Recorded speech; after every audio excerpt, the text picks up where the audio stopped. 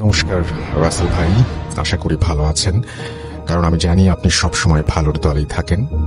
আমার নাম নিলয় চক্রবর্তী, আমি খুলনা জেলার দৌলতপুর থাকি। ভূত এফএমে পাঠানো এটি আমার প্রথম ঘটনা।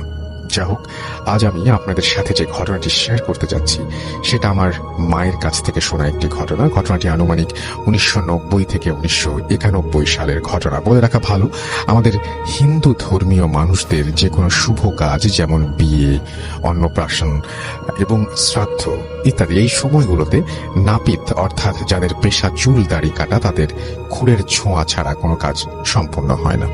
আমি এবার আমার ঘটনায় চলে যাব। আমার মা আমাকে যেভাবে বলেছিলেন আমি সেভাবেই আপনাদের বলছি। আমার মায়ের যখন 12 বছর বয়স, তখন খুলনার এক নামকরা মন্দিরের নাম উল্লেখ করতে নিষেধ করেছেন, ব্র্যাকেটে দিয়ে দিয়েছেন।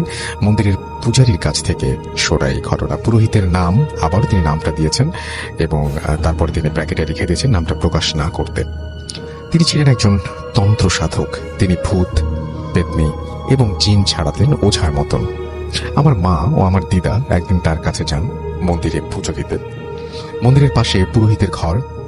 আমার মা দূর থেকে দেখলেন তার ঘরের ভেতরে কি টেবিলের ওপর কাঠের থালার ওপর লাল কাপড় দিয়ে ঢাকা কি যেন একটা জিনিস রয়েছে। আমার মা কৌতূহল বশত পুরোহিতকে জিজ্ঞেস করলেন, কাকু, লাল কাপড় দিয়ে ঢাকা ওই জিনিসটি কি? তিনি মজা করে বললেন, ওর ভেতরে একটা হাড় রয়েছে। আমার মা বললেন, কিসের হাড়? এটি আপনার কাছে কিভাবে আসলো? প্রথমে পূজারী তেমন কিছু বলতে চাইলেন না। পরে আমার মায়ের অনেক চোরাচুরির কারণে তিনি ওই হাড়ের পেছনের রহস্য বলতে রাজি হলেন।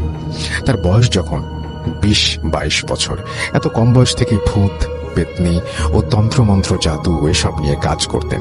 একদিন বর্ষা রাতে আমাদের খুলনা রূপসা শ্মশানে এক মরদেহের সৎকার করতে চান তিনি। যখন সৎকারের কাজ চলছে এমন সময় তিনি সিগারেট খাওয়ার জন্য হাঁটতে হাঁটতে ওই স্থান থেকে কিছুটা দূরে যান। হঠাৎ করে তার একটি পা একটি গর্তের মধ্যে ঢুকে যায় এবং তার পায়ে অনেক চোটও পান তিনি গর্তের ভেতর থেকে তার পায়ের নিচে কিছু শক্ত জিনিস অনুভব করলেন।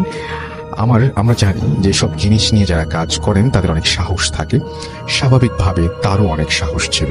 তিনি আগে পিছিয়ে কিছু না ভেবে গর্তের ভেতরে হাত ঢুকিয়ে দেন। বেশ কিছু শক্ত জিনিস ওনার হাতে অনুভূত হয়। ঠিক এমন সময় তার সঙ্গী সাথীরা ওনাকে পেছন থেকে ডাক দেয় ও তাকে আবারও শ্মশানে নিয়ে যায়। কিন্তু তার মনের ভেতর কৌতূহল কাজ করে, শক্ত জিনিসটি কি ছিল। তিনি মনে মনে সিদ্ধান্ত নিলেন যে আবারও ওই স্থানে ফিরে যাবেন। যেমন ভাবা তেমন কাজ। শ্মশানে সকল কাজ শেষ হওয়ার পর সকলের চোখের আড়ালে তিনি ওই স্থানে ফিরে যান এবং ওই গর্তের ভেতরে আবারও হাত ঢুকিয়ে দেন এবং ওই শক্ত জিনিসটি ধরে টান দেন। টান দেওয়ার পর উনি যা দেখলেন সেটা দেখার জন্য উনি ওই সময় প্রস্তুত ছিলেন না। তিনি গর্ত থেকে যে জিনিসটা উঠালেন সেটি একটি লম্বা হাড়। তিনি প্রথমে একটু ঘাবড়ে গেলেন, তারপর কিছুক্ষণ পর ভাবলেন হাড়টি তিনি নিজের কাছে রাখবেন তার তন্ত্র সাধনার জন্য। কিন্তু তিনি জানতেন না যে এই হাড়টি তিনি তার নিজের সাথে যে নিয়ে যাচ্ছেন সেটি কার হাড়, তিনি বা কিসের হাড়। তিনি বাসায় এসে সবার চোখের আড়ালে একটা জায়গায় হাড়টি লিখে রেখে দেন। ঘটনাও শুরু হয় এইখান থেকেই। প্রথম রাতে কোনো সমস্যা হয় না। দ্বিতীয় রাত থেকে ঘটনাটি ঘটতে শুরু করে। আনুমানিক 12টা থেকে 1টার সময় তার ঘুম ভেঙে যায়। ঘুম ভেঙে তিনি শুনতে পেলেন তার ঘরের আশপাশ থেকে কান্নার আওয়াজ ভেসে আসছে। কিন্তু কিছু শোনার পর তিনি ঘরের আলো জ্বালিয়ে খোঁজা শুরু করলেন ওই আওয়াজটি কোথা থেকে আসছে। অনেক খোঁজাখুঁজির পর তিনি খুঁজে পেলেন না। এই মধ্যে কান্নার আওয়াজ বন্ধ হয়ে যায়। তৃতীয় রাতে গত রাতের মতো আবার ঘুম ভেঙে যায়। আজও তার ঘুম ভাঙল কান্নার আওয়াজে এবং তিনি চোখ খুলে দেখলেন একটি কালো ছায়ার মূর্তি তার ঘরের ভেতর থেকে হেঁটে যাচ্ছে এবং তার ঘরের ভেতরে হেঁটে বেড়াচ্ছে। ছায়া মূর্তিটি দেখে একটি মেয়ের ছায়া মূর্তি বলে মনে হলো। ওই কান্নার আওয়াজটি ছায়া মূর্তি থেকেই ভেসে আসছে। তখন তিনি উঠে বসলেন এবং ভয়হীনভাবে জিজ্ঞেস করলেন, তুমি কে? এভাবে কাঁদছো কেন? তখন ওই ছায়া মূর্তিটি উত্তর দিল, তুমি আমার পায়ের হাড় নিয়ে এসেছো, আমি চলতে পারছি না। তিনি বললেন যে তুমি আমাকে আমার হাড়টা ফিরিয়ে দাও। তখন পূজারী বললেন, আমি তো কোনো হাড় পাইনি, কোন হাড়ের কথা বলছো? তখন ছায়ামূর্তি বলে সেই শ্মশানে যে ঘটনা সেটি তার পায়ের হাড় এবং সেটি সে ফেরত যায়। পূজারী ছায়ামূর্তিকে বললেন যে হাড়টি তিনি ফেরত দেবেন না, কিন্তু তিনি আর একটা প্রশ্ন করলেন যে ওই হাড়টা ওই স্থানে কিভাবে আসলো। তখন ছায়ামূর্তিটি উত্তরে বলল যে তখন থেকে 20 বছর আগে সে মারা যায়। রূপসা নদীর বিপরীত পারে একটি গ্রামে তারা পরিবার নিয়ে থাকতো। তার বাবা পেশায় ছিলেন একজন নাপিত। মেয়েটি তার গ্রামের একটি ছেলেকে ভালোবাসতো। তার পরিবার কোনো অবস্থাতে এই সম্পর্ক মেনে নেয়নি। কিছুদিনের মধ্যে বাবা অন্য এক মেয়ের সাথে বিয়ে দেয়। তখন মেয়েটির আগে দুঃখে তার গ্রাম ছেড়ে 4-5টি গ্রাম পরে গিয়ে একটি পরিত্যক্ত স্থানে এসে গাছের সাথে গলায় ফাঁস দিয়ে আত্মহত্যা করে। ওই গ্রামের লোকেরা লাশের পরিবারের কোনো খোঁজ খবর না পেয়ে বেওয়ারিশ লাশ হিসেবে নদীর এপারে রূপসা শ্মশানের পাশে একটি গাছের নিচে মাটি চাপা দিয়ে রাখে। এই ঘটনাগুলো সবচেয়ে অদ্ভুত ব্যাপার এটাই যে এটা সে লাশের কাছ থেকে শুনছে। সময়ের পরিবর্তনের ফলে গাছটি মারা যায় এবং সে একটি গর্তের তৈরি হয় এবং গর্তের ভেতরে যে গর্তটার ভেতরে সেই পুরোহিতটা পড়ে গিয়েছিল। তখন এই কথা শুনে পূজারী মনে মনে ভাবল যে অপমৃত্যুতে মরা নাপিতের অবিবাহিত মেয়ের পায়ের হাড় তার তন্ত্র সাধনার জন্য অনেক কাজে লাগবে এবং সিদ্ধি লাভ করতে পারবে। অন্যদিকে কালো ছায়ামূর্তিটি পূজারীর কাছে অনেক অনুরোধ করলো তার হাড়টি ফেরত দেওয়ার জন্য, কিন্তু কোনো অবস্থাতে পূজারী সে হাড় ফেরত দিতে চাইল না। এই অবস্থায় কোনো ছায়ামূর্তিটি বলল যে হাড়টি ফেরত মানে হাড়টি সে কোনোভাবেই ফেরত দেবে না, তবে একটা কাজ করা যেতে পারে, সেটি হচ্ছে তার আত্মার শান্তির ব্যবস্থা করে দেবে পূজারী। এবং এই প্রস্তাবে সেই মেয়েটিও রাজি হলো এবং কিছুদিন পর এক বিশেষ দিনে হিন্দু ধর্মীয় মতে শ্রাদ্ধ শান্তির মাধ্যমে পূজারী তার আত্মা উদ্ধার করলো। তারপর থেকে এই হাড়টি অনেক যত্ন সহকারে, মানে এই প্রস্তাবটি মেয়েই দিয়েছিল এবং পূজারী সেটাতে এগ্রি করেছিল এবং সেই অনুযায়ী সবকিছু হলো। এবং সে যেটা করলো সেই হাড়টি দিয়ে সে অনেক যত্ন সহকারে সেটি তার কাছে রাখলো এবং বিভিন্ন মানুষকে তন্ত্র সাধনার মাধ্যমে ভূত পেতনি ও কালো জাদুর প্রকোপ থেকে সেই পুরোহিত রক্ষা করত। তো এইটাই ঘটনা ছিল। এই কাহিনীতে পুরোহিত পূজারী নিজের মুখে আমার মায়ের কাছে বলেছেন। এই ঘটনাটি আমার মায়ের কাছ থেকে শোনা এবং এটি একটি সত্যি ঘটনা। আমি আপনার ভূত এফএম-এর একজন নিয়মিত শ্রোতা। আমার নিজের সাথে ঘটা কিছু ভয়ঙ্কর ঘটনা রয়েছে যা আমি আপনাদেরকে তিনি বলেছেন যে শোনাবেন নিশ্চয়ই কোনো একদিন, এবং ভালো লাগলে তিনি এটা পড়ে শোনাতে বলেছেন। এই ছিল ঘটনা। আশা করছি ভালো লেগেছে আপনাদের। এবং তিনি কোনো তার নাম লেখেননি বা তার নাম লিখেছেন নিলয় চক্রবর্তী। হ্যাঁ, তো তার এই ঘটনাটি আশা করছি আপনাদের ভালো লেগেছে। যদি ভালো লাগে তাহলে অবশ্যই আমাকে জানাবেন, যদি ভালো না লাগে তাও জানাবেন কমেন্ট সেকশনে কমেন্ট করে, এবং এই সাথে আশা করছি আপনাদের ভালো লাগবে। তো আমি দেখতে পাচ্ছি যিনি লিখেছেন তিনি তার মতো করে আমি পড়ছি। হ্যালো রাসেল ভাই, আশা করি ভালো আছেন। আমার নাম মোহাম্মদ হাসান, জন্ম কুমিল্লায়। থানার নামটা বলতে চাই না, মাফ করবেন। বর্তমানে আমি সৌদি আরব আছি। এখানে একটা কোম্পানিতে আমি চাকরি করি। অযথা সময় নষ্ট না করে আমি ঘটনায় চলে যাই। 2006 সালের মাঝামাঝি একটা সময় স্ত্রীর একজন ছাত্র, তখন বিদেশে। মায়ের সাথে ঘুমাতে পছন্দ করতাম। শুধু আমি না, আমার বড় বোনও মায়ের সাথে ঘুমাতে পছন্দ করত। একদিন আমি ছিল, মাঝে রাতে আমার ঘুম ভেঙে যায়। কিছু একটা আমাদের বাড়ির সামনে দাঁড়িয়ে আছে। ও আমাকে ধাক্কা দিলাম ওঠার জন্য, কিন্তু তারা উঠছেন না। দেখে আমিও চোর চোর বলে চিৎকার দিলাম। তারা আমার সাথে চোর চোর বলে চিৎকার দিল। চিৎকার শুনে পাড়া প্রতিবেশী, জ্যাঠা, চাচা সবাই আসলো, কিন্তু অনেকক্ষণ খোঁজার পরেও চোরের কোনো অস্তিত্ব পাওয়া গেল না। সবাই আমাকে দোষারোপ করে যে যার ঘরে চলে যায়। আমার ফ্যামিলির সাথে একটা সমস্যা চলছিল। বলতে ভুলে গিয়েছিলাম 2-3 মাস আগে আমার আপুর বিয়ে হয়, কিন্তু আপু এই বিয়েতে রাজি ছিলেন না, কারণ হয়তো বা বয়স কম ছিল, ক্লাস 9-এ পড়তো। কিন্তু ফ্যামিলি থেকে এক প্রকার জোর করে বিয়েটা দেওয়া হয়। আপু মেনেও নেয়। সবকিছু ভালো চলছিল, কিন্তু ওই ঘটনার পর থেকে যেন সবকিছু উল্টা পাল্টা হয়ে যায়। আপু আর শ্বশুর বাড়ি যাবেই না। জোর জবরদস্তি করতে চাইলে সুইসাইড করবো। পরে ছেলে পক্ষ থেকে বলা হয় কিছুদিন চুপচাপ আপুকে দেখে দিতেন। এরপর কিছুদিন পর আপু আসলো বিদেশ থেকে। আপু অনেক কিছু, কিন্তু কোনো লাভ হলো না। এর কিছুদিন পর আমার জ্যাঠা একজন মৌলবীকে নিয়ে আসলেন, যিনি কিনা নিজের উপর জিন আনতেন এবং জিনের সাথে সম্পর্ক ছিল তার, এবং জিনের মাধ্যমে তিনি বিভিন্ন ধরনের সমস্যার সমাধান করতেন। কেউ জ্যাঠার কথায় অমত করলো না, যেহেতু দাদা দাদি মারা যাওয়ার পর উনি পরিবারের মাথা ছিলেন। দ্বিতীয় শুক্রবার হুজুর আমাদেরকে কিছু নিয়ম বলে দিয়েছিলেন, যা হবে রাত 12টার পর ঘরের আলো সব বন্ধ থাকবে। জিন সালাম দিলে আমরা যেন জোরে সালামের জবাব দিই। 3 গ্লাসের পানিতে কিছু একটা পড়ে রাখলেন তিনি গ্লাসের পানিতে কিছু একটা পড়ে রাখলেন এবং বললেন জিন চলে যাওয়ার পর এই গ্লাস থেকে যেন ওনার মুখে পানি ছিটিয়ে দেওয়া হয়। সময় তখন ঠিক 12টা। আমরা অনেক আগে থেকেই খাবার দাবার সেরে 12টার বাজার অপেক্ষা করছিলাম। হুজুর এক রুমে আর আমরা সবাই আমি, আম্মু, আব্বু, জ্যাঠা, ছোট চাচা আর আপু। আপুকে জ্যাঠার পাশেই বসতে বলেছিলেন হুজুর, আর জিনের সাথে সব সমস্যার কথা বলতে বলেছিলেন জ্যাঠাকে। হঠাৎ হুজুর বললেন ঘরের সব লাইট বন্ধ করতে এবং আমরা আমাদের প্রস্তুত হতে। যেমন কথা তেমন কাজ। বন্ধ করার সাথে সাথেই হুজুর কোরআন শরীফের একটা আয়াত পড়তে শুরু করলেন। আয়াতটা হয়তো 30 সেকেন্ডের আয়াত ছিল। আয়াতটা 3 বার পড়ার সাথে সাথেই মনে হলো ঘরের মধ্যে যেন তুফান হচ্ছে। জিনের ঘর ছিল আমাদের, টিনগুলো যেন উড়িয়ে নিয়ে যাবে। তার কয়েক সেকেন্ড পরেই কেউ একজন সালাম দেবে, আসসালামু আলাইকুম। এত গম্ভীর আর এত মোটা কণ্ঠস্বর কোন সাধারণ মানুষের মুখে সম্ভব না এভাবে কথা বলা। যাই হোক, আমরা সালামের জবাব দিলাম, আমাদের সমস্যার কথা জিজ্ঞেস করলাম।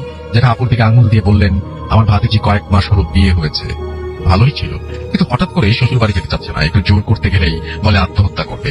যেটা আরো বলে কিছু বলতে যাবে তখনই জিন তাকে থামতে বলে এবং বলেন আমাকে একটু সময় দেন। এই বলে তিনি প্রায় 5 মিনিটের মতো চুপ থাকেন। 5 মিনিট পর বলে ওঠেন কিভাবে যাবে, ওর পুরনো যে যার সাথে সম্পর্ক ছিল সে তোকে তাবিজ করেছে। জ্যাঠা সাথে প্রশ্ন করেন এই তাবিজের হাত থেকে কিভাবে মুক্তি মিলবে। তখন জিন বলেন কিছু উদ্ধার করার শক্তি নেই তার, কিন্তু শুধু তথ্য দিতে পারেন এবং নিজ থেকেই বলেন আমি আমার ভাইকে অনুরোধ করব তিনি যেন আপনাদের সমস্যার সমাধান করে দেন। এই বলে সালাম দিয়ে তিনি চলে যান। আমরা অনেক জোরে একটা শব্দ শুনতে পাই, টিনের দেয়ালের ওপর ছিটকে পড়েছেন তিনি এবং আমরা দেরি না করে লাইট জ্বালাই। হুজুরের কথা মতো গ্লাস থেকে তার মুখে পানি ছিটিয়ে দেই এবং সাথে ওনার জ্ঞান ফেরে এবং বলেন আপনাদের কাজের সমাধান হয়েছে কি। আমরা যখন বলি যে কিছু কাজ এখনো বাকি আছে, তখন তিনি নিজ থেকে বলেন আমাকে 30 মিনিট বিশ্রাম করতে দেন, তারপর আবার পুনরায় শুরু করবো। 30 মিনিট পর হুজুর আলো বন্ধ করতে বললেন এবং পুনরায় একই আয়াত পড়া শুরু করলেন। 3 বার পড়ার পর আবার মনে হচ্ছিল আমাদের ঘরে তুফান হচ্ছে। কয়েক সেকেন্ড পর আবার গম্ভীর কণ্ঠস্বর, কিন্তু এইবার কণ্ঠস্বর শুনে আমরা বুঝতে পারছিলাম উনি আরেকজন। আগের মতোই সালাম দিলেন এবং নিজের থেকে বলতে থাকলেন ভাই আমাকে বলেছে আপনাদের সমস্যার কথা, আমার একটু সময় দেন। এটা বলার সাথে সাথে আমরা অনুভব করলাম কিছু একটা আমাদের সামনে দিয়ে হেঁটে গেল। আমরা কিছু দেখতে পেলাম না, শুধু হেঁটে যাওয়ার শব্দ পেলাম এবং এটা এক রুম থেকে আরেক রুমে যাচ্ছে বোঝা যাচ্ছিল। এমন সময় 2 মিনিটের মতো সময় হঠাৎ তিনি আবার সালাম দিয়ে বললেন তাবিজ কোথায় আছে, পাওয়া গেছে। এই বোম সেটা মেয়েটার বালিশের মধ্যে। তিনি আরো বললেন যে এই কাজটা একজন খারাপ জিনের মাধ্যমে করা হয়েছে আর এখন থেকে আপনার মেয়ের সাথে আর কোনো সমস্যা হবে না। আমরা ওনাকে ধন্যবাদ জানাই। উনি চলে যাওয়ার ঠিক আগ মুহূর্তে বলেন যে এই কাজে আপনাদের মেয়েরও হাত আছে এবং ভবিষ্যতে অনেক বড় ক্ষতি হতে পারে। এই বলে উনি সালাম দিয়ে চলে যান। আমরাও শব্দ পাই, হুজুর খাট থেকে দূরে ছিটকে গিয়ে পড়েছেন এবং যথারীতি আগের মতো গ্লাস থেকে হুজুরকে পানি ছিটিয়ে জ্ঞান ফেরানো হয়। আব্বু গিয়ে আপুর বালিশ ছুরি দিয়ে কেটে ফেলেন এবং এর মধ্যে তাবিজ পান। তাবিজের ভেতরে একটা কাগজ ছিল যেখানে কিছু লেখা ছিল এবং মোম দিয়ে মুখটা বন্ধ করা ছিল। চুলের কথা যখন আপুকে জিজ্ঞাসা করা হলো, প্রথমে বলতে না চাইলেও পরে আপু স্বীকার করলেন যে বিয়ের 2 দিন আগে চুলটা উনি নিজেই দিয়েছেন। যাই হোক, এরপর আর কোনো সমস্যা হয়নি। আপুর সাথে রিলেশন ছিল, ও বিয়ের পরে বিদেশ চলে গেছে। এভাবে কয়েক বছর কেটে গেল এবং এর মধ্যে আমার ভাগ্নিও হলো। আপুর হাজবেন্ড ছিল প্রবাসী। 2 বছর পর 3 মাসের ছুটিতে দেশে আসতেন। তেমনি একবার ভাগ্নির বয়স তখন 1.5 বছর, দুলাভাই ছুটিতে আসতেন। মেয়েকে অনেক ভালোবাসতেন। তখন সময়টা ছিল গরমে, যেহেতু গ্রামে গরমের সময় ইলেকট্রিসিটি একেবারে তখন থাকতো না, গরমে ঘুমাতে পারছিলেন না, তাই তিনি জেনারেটর কিনে আনলেন এবং উনি জেনারেটরের কাজ করতেন দেশের বাইরে। তাই কানেকশনের জন্য আলাদা ইলেকট্রিশিয়ান যায়নি। 2টা মঙ্গলবার আমি পড়ছি, হঠাৎ আম্মুর কান্নার আওয়াজ শুনতে পেলাম। কাছে গিয়ে শুনলাম দুলাভাই আর নেই, ইলেকট্রিক শকের কারণে 1 ঘন্টা আগে মারা গেছেন। পুরো পরিবারটা ভেঙে গেল। আপু এখন ভালো আছে, ভাগ্নিটাও ভালো আছে, তাদের জন্য দোয়া করবেন আর আমার পরিবারের জন্য দোয়া করবেন। এই ছিল ঘটনা। ভালো লাগে পড়ে শোনাবেন এবং ধন্যবাদ রেডিও ফুর্তিকে। আল্লাহ হাফেজ। যাই হোক, আমরা অবশ্যই এই ঘটনা যে বাল্যবিবাহের বিপক্ষে, কিন্তু ব্যাপারটা হচ্ছে যে এই যে তাবিজের যে ব্যাপারটা, সেই ব্যাপারটা পড়ার জন্য আমরা এই ঘটনাটা আপনার সামনে উপস্থাপন করলাম এবং মানুষকে কত পর্যন্ত নিয়ে যেতে পারে যে ব্ল্যাক ম্যাজিক বা যে তাবিজ কবজ, এটাকে মানুষজনকে আত্মহত্যাতেও প্রণোদিত করতে পারে বা আত্মহত্যার ব্যাপারে ওইদিকেও নিয়ে যেতে পারে। সেই ব্যাপারটা খুব ইন্টারেস্টিং ছিল এখানে এবং ফাইনালি পরিবারের এই ঘটনাটা সমাপ্তি ঘটে, খুবই কষ্টকর একটা সমাপ্তি, যেখানে আমরা একজন মানুষ যে যিনি ঘটনা পাচ্ছেন তার দুলাভাই, তাকে প্রাণ দিতে হয়। তো যাই হোক, আমরা এটাই ছিল ঘটনা আমাদের এখনকার মতন। আসসালামু আলাইকুম। দেশ অথবা দেশের বাইরে যে যেখান থেকেই আজকের এই এপিসোডটি শুনছেন, সকলকেই জানাচ্ছি আন্তরিক শুভেচ্ছা ও ভালোবাসা। আশা করছি সকলে ভালো আছেন ও নিরাপদে আছেন। প্রিয় লিসেনার, শীতকাল কিন্তু আমাদের মাঝে একদমই চলে এসেছে। আর এই শীতকালে কিন্তু লেপের নিচে বা কম্বলের নিচে শুয়ে শুয়ে ভৌতিক ঘটনা শোনার এক অন্যরকম অনুভূতি হয়। আর আপনাদেরকে সেই অনুভূতি বিলিয়ে দেওয়ার জন্য আমার এই প্রচেষ্টা। আজকে আরো একটি ভয়ঙ্কর ঘটনা নিয়ে আপনাদের মাঝে হাজির হয়েছি, আপনাদের এই শীতকে আরো উপভোগী করার জন্য। আর শীত যেহেতু চলে এসেছে, শীতকালীন সময়ে শীতের ঘটনা যদি না বলি তাহলে কি সেটা মানায়? আর সেই জন্যই আজকের ঘটনাটা এমনই এক শীতের দিনের ঘটনা। তো আর কথা না বাড়িয়ে চলেন ঘটনা শুরু করি। প্রিয় লিসেনার, এখন যে এই ঘটনাটি আপনাদের সাথে শেয়ার করব, এই ঘটনাটি আমি সংগ্রহ করেছি আমারই এক বন্ধুর কাছ থেকে। আর এই ঘটনাটি ঘটে আমার এই বন্ধুর বাবার সাথে। সঙ্গত কারণে আমি তাদের আসল নাম পরিচয় শেয়ার করছি না। এটা আপনারা ঘটনা শুনলে বুঝতে পারবেন কেন আমি এটা শেয়ার করছি না। তো কথা না বাড়িয়ে ঘটনা চলে যাই। এই ঘটনাটা যার সাথে ঘটে তার নাম ধরে নেই বারেক শেখ। আমরা তাকে চাচা বলে সম্বোধন করব। এই চাচার বাড়িটা একদম বিলের মাঝে। তার বাড়ি থেকে চারপাশে ফসলি জমি। আর গ্রামের বাড়িগুলো কিন্তু এই সমস্ত এলাকার অনেক দূরে দূরে হয়। একটা বাড়ি, তারপরে আবার অনেক দূর আরেকটা বাড়ি। তো এই যে চাচাদের যে গ্রামটা, এই গ্রামে একটাই মেন সড়ক ছিল, তাও আবার মেঠো পথ, মাটির একটা রাস্তা। আর এই মাটির রাস্তাটা থেকেই ছোট ছোট আরো কিছু সড়কের মতো পথ গেছে, ওইগুলা যার যার বাড়িতে বাড়িতে গেছে। এই চাচাদের বাড়িটা একটু বর্ণনা দিই। তাদের বাড়িটা তো বিলের মাঝে। আর এই বিল দিয়ে চাচাদের বাড়িতে যে দিক দিয়ে উঠতে হয়, মানে মেইন রাস্তাটা, ওই দিকটা ছিল আবার একটু জঙ্গলের মতো। প্রথমে একটা ছোট্ট পুকুর পড়ে, আর এই পুকুরের সাথেই লাগোয়া ওই বাড়ির দিকে বাঁশ ঝাড়, তারপর বেত গাছের ঝোপ, তারপরে পানকুড়ালি গাছের ঝোপ, এই সমস্ত ঝোপঝাড় ভরা জঙ্গল। আর এই জঙ্গলটা ঘেঁষেই একটা রাস্তা গেছে, এই রাস্তাটা দিয়েই তাদের বাড়িতে ওঠে। আবার চাচাদের বাড়ির কাছেই কিছুটা দূরে আর কি একটা পুকুর ছিল চাচাদের। ওই পুকুরটা চারোপাশ বাঁধানো, এবং ওই পুকুরের পাড়ে খেজুর গাছ লাগানো ছিল। চারোপাশে খেজুর গাছ লাগানো ছিল, আর খেজুর গাছের মাঝে মাঝে আবার দেখা গেছে খেজুর গাছের মতো বড় বড় গাছ ছিল। যেহেতু চারোপাশ বাঁধানো এবং গাছপালা থাকার কারণে ওইটা একটা ভিটা বাড়ির মতো মনে হয় দূর থেকে দেখলে। আর এই কারণে ওইটাকে সবাই ভিটা পুকুর নামে বলতো। আর এই ভিটা পুকুরটা এই চাচাদেরই ছিল। যাই হোক, এখন মেইন ঘটনায় আসি। এই চাচার আবার এক ছেলে এক মেয়ে। মেয়ে হচ্ছে বড়, এবং মেয়ের বিয়ে হয়ে গেছে। শহরে মেয়ের বিয়ে দিয়েছে এবং ভালো একটা পরিবারে। তো ওই বছর শীতের সময় মেয়ে তার বাবার বাড়িতে বেড়াতে আসছে। মেয়ের জামাই এবং ওই মেয়ের জামাইয়ের ভাগিনারা আসছে বেড়ানোর জন্য। তো দুই একদিন যাওয়ার পরে ওই যে ভিটা পুকুরের পাড়ে যে খেজুর গাছ ছিল, ওই খেজুর গাছগুলোর দিকে ওনার আবার লক্ষ্য যায়। ওই খেজুর গাছগুলোর থেকে তখন আবার খেজুরের রস সংগ্রহ করা হচ্ছিল। তো এই মেয়ের জামাই উনি চিন্তা করে যে উনি খেজুরের রস খাবে, কিন্তু এই খেজুরের রস খাবে উনি রাতের বেলা চুরি করে। খেজুরের রস চুরি করে খাওয়ার যে মজা, এটা নেওয়ার জন্যই উনি এই চিন্তা করছে। আর এই গাছগুলো তো ওনার শ্বশুরেরই ছিল, এই কারণে উনি আর অন্য কোনো চিন্তা করে নাই। তো এক রাতে ওনারা বের হবে রস চুরি করার জন্য, কিন্তু এই যে ওনার শ্বশুর মানে বারেক চাচা, উনি বাগড়া ধরেন যে এত রাত করে তোমাদের রস চুরি করতে যাওয়া ঠিক হবে না, কারণ এই জায়গাগুলো ভালো না, এখানে অনেক সমস্যা আছে। তোমরা যদি চাও, তাহলে তোমাদের যদি কোনো সমস্যা হয়, তাহলে আমি সকলের কাছে কি জবাব দিব, আর ব্যাপারটাই কেমন দেখায়। চাচা এই কথা বলে উনি নিজেই বের হয়ে যান রস সংগ্রহ করার জন্য। চাচা হাতে একটা বড় টর্চ লাইট নিলেন। ওই যে ওই সময় বিদেশি কালা রঙের টর্চ লাইট গুলো ছিল না, ওই টর্চ লাইট গুলা। যাই হোক, চাচা একটি চাদর জড়িয়ে শরীরের মধ্যে হাতে টর্চ লাইট নিয়ে হাঁটা ধরলেন। উনি বাড়ি থেকে বের হয়ে বিলের দিকে টর্চ লাইট মারলেন। দেখলেন বেশ কুয়াশা পড়ছে, আর ওই রাতটাও বেশ পূর্ণিমা রাত ছিল। টর্চ লাইট মারার দরকার হচ্ছিল না, তারপর উনি দেখলেন। আর এই কুয়াশাগুলা আলু ক্ষেতের জমির সাথে এমন ভাবে খেলা করছে, দেখলে এক অন্যরকম অনুভূতি হয়। চাচা হাঁটা শুরু করলেন জমির আইল ধরে। এই জমির মধ্যে জন্ম নেওয়া দুবলাগুলার মধ্যে শিশিরের কণা জমা হয়েছিল। এমন এই শিশির ভিজা রাস্তা ধরে হাঁটতে হাঁটতে চাচা চলে গেলেন সেই ভিটা পুকুরের কাছে।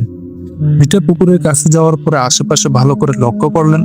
এরপরে চাচা উনি খেজুরের গাছ উঠে পড়লেন। খেজুরের গাছ ওঠা কিন্তু তখনকার জন্য একদম সহজ ছিল, কারণ ওই খেজুরের প্রত্যেকটা খেজুরের গাছের মধ্যে বাঁশ বাঁধা রাখা ছিল, এবং বাঁশগুলোতে গিরা ছিল, একটা এই পাশে একটা ওই পাশে, একটা মইয়ের মতো আর কি। তো ওই মই বেয়ে চাচা গাছে উঠে একটা হাড়ি নিয়ে নিচে নেমে যে বাড়ির পথে হাঁটা ধরবেন, অমনি চাচার পেছন দিক থেকে একটা কণ্ঠ ভেসে আসলো, কি রে বারে, একা একাই রস খাবি? আমাকে একটু রস দিয়ে জানা, একটু দে রস। চাচা এই কথা শোনার পরে উনি চিন্তা করলেন হয়তোবা ওনার এই পরিচিত কেউ ওনার সাথে মজা করছে, হয়তোবা তারা এই পুকুরে মাছ ধরার জন্য এসেছিল, আর এখন চাচাকে দেখার পরে ওনাকে ভয় দেখাচ্ছে। এই চিন্তা করে চাচা বলে, তুই রস খাবি, খা না গাছ থেকে পেরে, তোকে না করছে কে? আর তুই দূর থেকে কিভাবে রস খাবি? আয় কাছে আয়। চাচা এই কথা বলার পরে আবারও একটা কর্কশ নাকি নাকি কণ্ঠে চাচাকে বলছে, আমি যদি তোর সামনে আসি তুই কিন্তু ভয় পাবি রে, তুই ভয় পেলে তোর অনেক ক্ষতি হবে, আমি চাই না তোর কোনো ক্ষতি হোক, তুই যদি একটু রস দিয়ে যাস আমি একটু রস খেতাম, কতদিন ধরে রস খাই না, তুই যদি দেস তোর নিজের থেকে তাহলে আমি খেতে পারি, আর তা না হলে তো আমি পারি না খেতে। এই কথা বলার পরে চাচা বলে, কি বলিস, তুই রস খেতে পারিস না কেন, গাছ থেকে পেরে খা, তোকে কে না করছে। তখন ওই জিনিসটা বলে, বারেক রে তুই ভুল করতেছিস রে, আমি তো রস পারতে পারি না, তুই যদি দেস তাইলে একটু যদি খাইতে পারি। এই কথা বলে বলে, আমি তো মানুষ না রে, আমি তো জিন। এই কথা বলার পরে চাচা একদম শিওর হয়ে যান যে ওনার সাথে কেউ মজাই করতেছে, মানে মস্করা করতেছে। চাচা বলে, তুই সামনে আয় তো বাপু, তোকে রস দে, আয় রস খেয়ে যা। এই কথা যখন বলে চাচা তখন ওই হাতে থাকা টর্চ লাইটটা ওদিকে মারে আর কি, যেদিক থেকে শব্দটা ভেসে আসছে, কিন্তু টর্চ লাইটটা দুইটা ঝাটকা মেরে বন্ধ হয়ে যায়। চাচা তখন টেনশনে পড়ে যান, কি হলো, লাইট তো চার্জ ছিল, বন্ধ হয়ে যাওয়ার কথা না তো। তারপর চিন্তা করলে হয়তো বা ব্যাটারি সমস্যা হয়েছে, বন্ধ হয়ে গেছে কোনোভাবে। কিন্তু ওই সময়ই ওনার কাছে মনে হচ্ছে ওই একটা হিজল গাছ ছিল বড়, ওই হিজল গাছের পিছন দিক থেকে কোন একটা অবয়ব ওনার সামনে এসে দাঁড়ালো।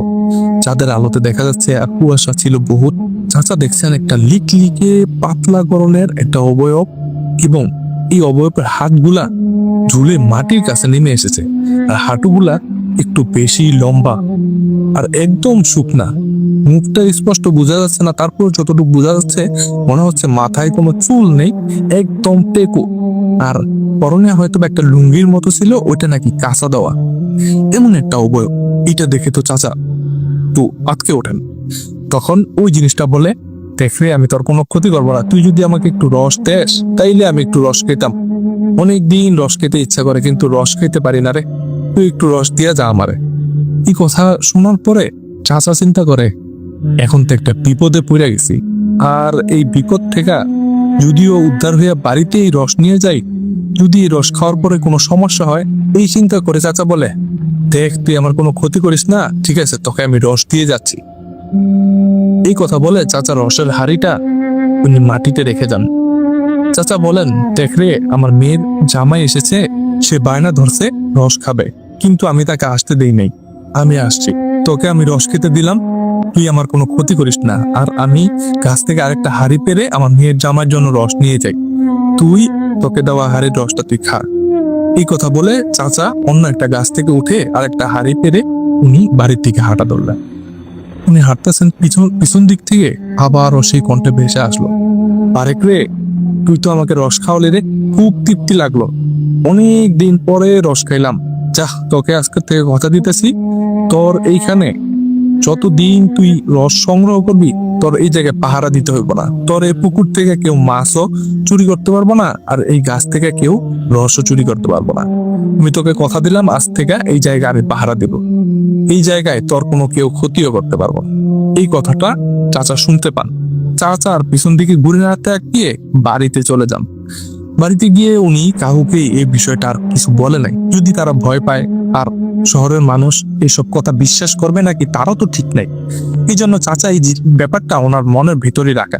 যাই হোক, এরপরে চলে যায় দীর্ঘ একটা সময়, অনেক দিন চলে যায়। একদিন চাচা লক্ষ্য করেন সকালবেলা তার ওই ভিটা পুকুরের কাছে অনেকগুলা লোক জড়ো হয়ে আছে।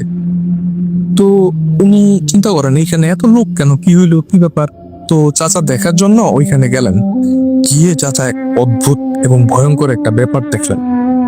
উনি দেখতে পান ওইখানে একটা মানুষের পা উপর দিকে করে মাথা নিচের দিকে পুঁতে রাখা, মানে হলো একটা মানুষের মাথা হতে কোমর পর্যন্ত যতটুকু অংশ, এই অংশটা মাটির নিচে পোতা, আর এমন ভাবে পোতা দেখে মনে হচ্ছে যেন মানুষটা মাটির নিচ থেকে বের হয়েছে। একটা মানুষকে যদি পুঁতে রাখা হয় তাহলে তাকে গর্ত করতে হবে, তারপরে তাকে পুঁতার পরে ওই জায়গাটা একটা চিহ্ন থাকবে যে মাটি খোঁড়া, এরকম কোনো দৃশ্যই ওইখানে নাই, মনে হচ্ছে মাটির নিচ থেকে হঠাৎ উনি বের হয়েছে। এই দৃশ্য দেখে চাচা তো বুঝে যান যে আসলে ঘটনাটা কি। ওই যে ওই রাতে ওই অবয়ব যেন ওনাকে বলেছিল, এটা তো আসলে সত্যি। কি হয়তো বা এখানে কোনো চোরা চুরি করতে আসছে, হয় মাছ চুরি করতে আসছে, হয়তো বা রস চুরি করতে আসছে, আর ওই অবয়বটা মানে জিনটা তার কথা রেখেছে। তো এই বিষয়টা শুধু চাচাই জানেন, আর কেউ জানেন না, অন্য কারো কাছে উনি শেয়ারও করেন নাই। আর ওইখানে যেন একটা মানুষ পুঁতে রাখা হয়েছিল, এই ব্যাপারটা কিন্তু দূর দূরান্ত পর্যন্ত ছড়িয়ে যায়, অনেক দূর থেকেও মানুষ দেখতে আসে এই ব্যাপারটা। এরপরে একটা পর্যায়ে পুলিশ এসে ওই দেহটাকে নিয়ে যায়, এরপরে পুলিশ তাদের তদন্ত করে, কিন্তু ওই চাচাদের আর কোনো সমস্যা হয় নাই। আর এই ঘটনাটা চাচা বাইরের কারো কাছে আজ পর্যন্ত শেয়ারও করে নাই, উনি ওনার পরিবারে এই ঘটনাটা শেয়ার করছিল, আর এই আমার বন্ধু আমাদের কাছে শেয়ার করছিল। আর এই ঘটনাটা একটু ভিন্ন রকমের হওয়ার কারণে আমি কারো নাম পরিচয় শেয়ার করলাম না, আশা করব আপনারা ব্যাপারটা বুঝতে পারবেন। তো প্রিয় লিসেনার, কেমন লাগলো ঘটনাটি?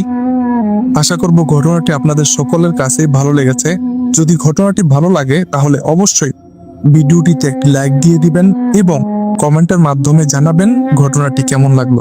আর আমার চ্যানেলটিকে সাবস্ক্রাইব করতে ভুলবেন না, কারণ আমি প্রতিনিয়তই আপনাদের জন্য নতুন নতুন ভয়ঙ্কর ঘটনা নিয়ে হাজির হচ্ছি। আমার চ্যানেলটিকে সাবস্ক্রাইব করে বেল আইকনটি চেপে দিবেন। যারা ভয়ের ঘটনা শুনতে ভালোবাসেন তারা অবশ্যই আমার সাথে থাকবেন। আর আপনাদের আশেপাশে মানুষও যদি ভয়ের ঘটনা শুনতে ভালোবাসে তাহলে এই ঘটনাগুলা তাদেরকে শোনাতে পারেন। আর আপনাদের কাছেও যদি এমন কোনো ভয়ঙ্কর ঘটনা ঘটে থাকে, চাইলে আমার সাথে শেয়ার করতে পারেন, লিখে অথবা রেকর্ড করে যে কোনো ভাবে ঘটনা পাঠাতে পারবেন আমাদের ইমেল ঠিকানায় আর হোয়াটসঅ্যাপ নাম্বারে। আমাদের ইমেল ঠিকানাটি boothfmpt035@gmail.com। আরো ঘটনা পাঠাতে পারবেন হোয়াটসঅ্যাপ নাম্বারে, হোয়াটসঅ্যাপ নাম্বারটি ডেসক্রিপশনে দিয়ে দেওয়া আছে, সেইখান থেকে কালেক্ট করতে পারেন। তো প্রিয় লিসেনার, আজকের মতো বিদায় নিচ্ছি। সকলে ভালো থাকুন, নিরাপদে থাকুন, আর হ্যাঁ, ভূত এফএমবিডির সাথেই থাকুন। আমার জন্য দোয়া করবেন, আমার পরিবারের জন্য দোয়া করবেন, আপনাদের সকলের জন্য দোয়া রইল। আল্লাহ আপনাদেরকে সকল রকমের বিপদ আপদ থেকে রক্ষা করুক এবং আপনাদের নেক হায়াত দান করুক। আসসালামু আলাইকুম, আল্লাহ হাফেজ।